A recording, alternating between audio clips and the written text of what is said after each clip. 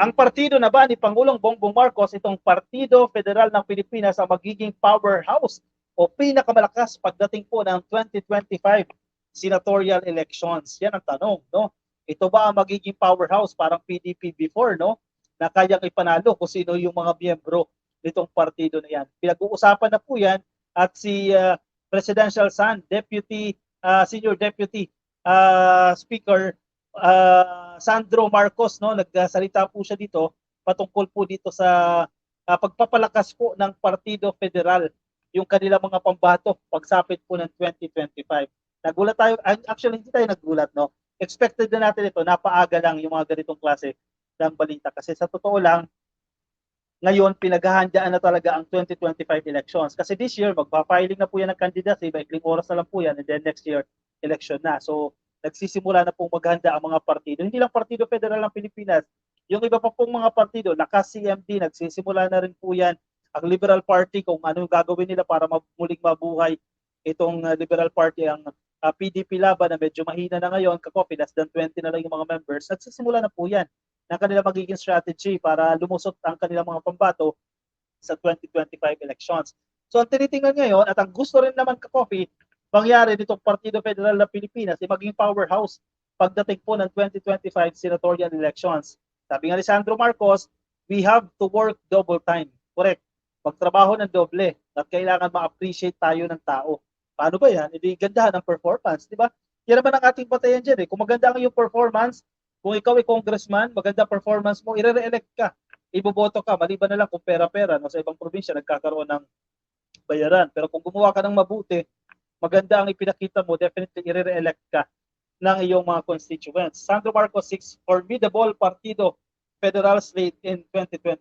Yun naman talagang kailangan na matibay, strong na mga kinatawan pagsapit po ng halalan. Yan ang gustong mangyari dito ng Partido Federal ng Pilipinas. The Partido Federal ng Pilipinas or PFP, led by President Ferdinand Marcos Jr., is gearing up to field a strong national and local slate for the 2025 elections. Kailangan palakasin ito, ka-coffee, no? Bakit tumalakas ang isang partido kapag maraming mga miyembro yan na mga powerful? This time, ang pinakamataas na posisyon ng gobyerno, ang presidente, Partido Federal ng Pilipinas, tumakbo siya under that party, no? Kaya malakas ito, ka-coffee, no? Dahilan din yan para yung iba mag-transfer na sa partido na ito, no? House Senior Deputy Majority Leader Sandro Marcos, son of President, has rallied party leaders for intensified preparations to ensure a formidable presence in the upcoming polls. Yan. In-urge, hinikayat po ni Sandro Marcos na paigtingin pa po ang kanilang preparasyon para matiyak po itong malakas na presensya ng Partido Federal ng Pilipinas pagsapit po ng 2025 elections. We have to work double time, sabi po ni Sandro Marcos. Mag-work double time tayo, mag-doble tayo ka-coffee para malakas ang ating partido. The young Marcos also committed to support initiatives aimed at strengthening Partido Federal ng Pilipinas political base while citing the importance of collaboration to establish the party as a political powerhouse. Pwede rin naman yan. Halimbawa, hindi mo makukumbinse ang let's say, isang gobernador na lumipat sa inyong partido, no? Pwede naman kumbaga co-production, collaboration, ka-coffee yung term dyan, no? Mag-collaborate kayo, ka-coffee, no? Para makuha mo rin yung suporta on the ground. Let's take it all upon ourselves to take the initiatives, not to just ensuring the internal affairs of the party are in order. We need to make our presence felt, the young politico added. Exactly, no? Kailangan maramdaman kayo. Malakas nga yung partido nyo, kung hindi naman kayo nararamdaman, yung serbisyo ninyo, hindi nararamdaman ng taong bayan, hindi ka rin mananalo, ka-coffee, no? Yun yung premise natin, ideally, no? Hindi ka mananalo dyan kung hindi ka mararamdaman. Ang pinupunto dito ni Sandro Marcos, ipakita yung presence, no? Kinatawan ka, congressman ka, mararamdaman ng mga constituents mo na may congressman sila. Sa totoo lang, may mga bayan na may mga congressman pero hindi nararamdaman. Paano? Hindi nagpaparamdam, di ba? Nagtatago. Hindi umattend ng mga sesyon, walang ginagawa sa kanilang komunidad. Nasaan ang presence mo niyan, di ba? Paano ka iboboto? Di ba? Miyembro ka nga ng Partido Federal ng Pilipinas, kung hindi ka naman nagtatrabaho, paano ka iboboto, di ba? Hindi ka nga maramdaman Nagpapakita ka lang tuwing eleksyon. Paano ka mananalo? Ayaw niya ni Sandro Marcos. So palakasin natin yung ating presence. Magtrabaho tayo. Lalakas yan. According to Tamayo, 23 of the country's governors have already joined the Partido Federal ng Pilipinas and he expects that more chief executives will join the party. Onti pa ito, 23 na ito, pero one-fourth na rin yan. Kasi ilan ba ang probinsya natin? 87, 87, 86 ang probinsya natin, and one-fourth niyan, 23, ay nasa Partido Federal ng Pilipinas. Kung totoo ito na magta-transfer pa ang ibang mga chief executives, lalakas talaga itong Partido Federal. He has started to discuss Partido Federal ng Pilipinas plans for 2024 and roadmap for a more effective membership building nationwide. Now, more than ever, the Partido Federal ng Pilipinas needs to improve that it is and will always be an invaluable extension of the Marcos administration as it builds a culture of unity, peace, and prosperity toward an inclusive and sustainable bagong Pilipinas, the governor said, sabi ni Tamayo. Correct. Maganda yung term na yan, extension ng administrasyon, no? Pamarisan itong ginagawa ni PBBM, yung ginagawa niya sa ekonomiya, pamarisan niya ng mga local government units, no? Lalo na kung ikaw ay PFP, syempre, gabay, sundan na natin yung gabay ng ating presidente para maraming makinabang, di ba? Yun, dun, tataas ang iyong presence, di ba? Magtrabaho ka, pagsilbihan ang taong bayan, dahil yan naman talaga ang ating purpose. Bakit kayo nakalal dyan? Pagsilbihan ng taong bayan, dyan mararamdaman yung presence. Yun yung sinasabi ni Sandro Marcos, palakasin natin yung ating presence. Wag lang matutulog sa kung saan-saan at wag lang lalabas tuwing nalalapit po ang halalan. Luis Natura, good morning ka-coffee. Hindi ba masyadong maaga dapat magtrabaho muna sila para sa ikauunlad ng bansa? Ideally, ma'am, pero realistically, as early as now, nagsisimula na pong kampanya yan ka-coffee. Mag-ikot-ikot ang ating mga politiko, no? Hilda Galvez, oy, Aquabis, Roger at Kagitla. Shoutout po sa inyo mula kay JC Moss.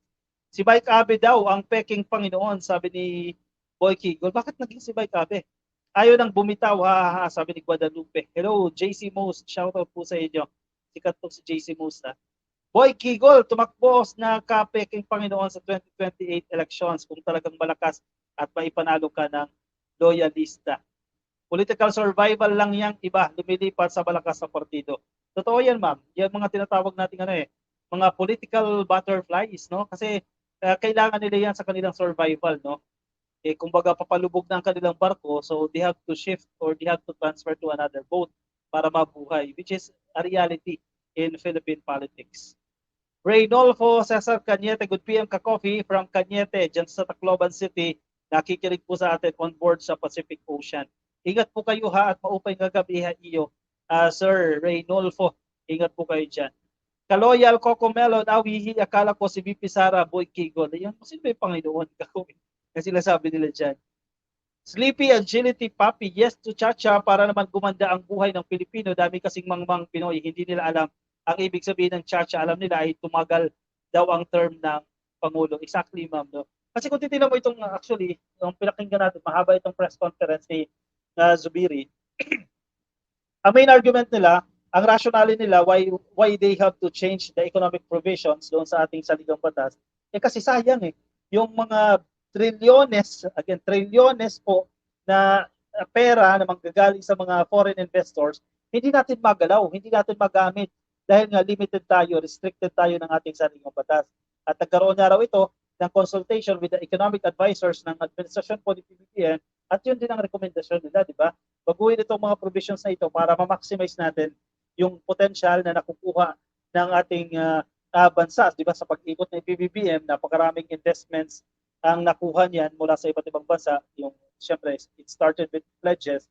And hindi natin ma-utilize ito mga to unless we have to change the Constitution kasi restricted nga tayo. No? So, isa yan sa rationale kung bakit sinasabi na kailangan natin baguhin ang mga economic provisions. Again, walang pinag-uusapang termino dito ka-coffee, ha. 6 years ang presidente, walang re-election. Ang mambabatas, 3 years may re-election na 2 beses, a total of 9 years lang. Walang babaguhin dyan, don't worry. Yan ang commitment ka-coffee, yan ang initial agreement ni PBBM, ni House Speaker Martin Romualdez, at ni Senate President Miguel Zubiri. Huwag maniniwala sa fake news ka-coffee, yan yung lumabas kanina sa press conference. Marie Chris Hernandez, hello ka-coffee, live done, and good evening everyone from North Carolina. Happy viewing po sa inyo, USA. Yan, umabot po ba ako? Yes, patapos na, ma'am.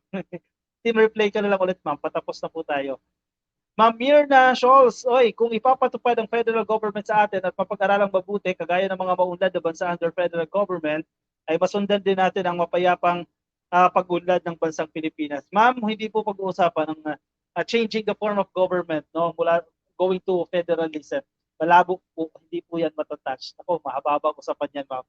Matagal nang dapat binago yun, pinupolitika kasing masyado ng iba. Erwin Lopez, exactly, no? Boy Kigol, sikat na talaga si Peking Panginoon, tutol na tutol si Senador Amy Marcos. Sino ba yan? Hindi ko kilala yan, Boy Kigol, no? Anyway, sige.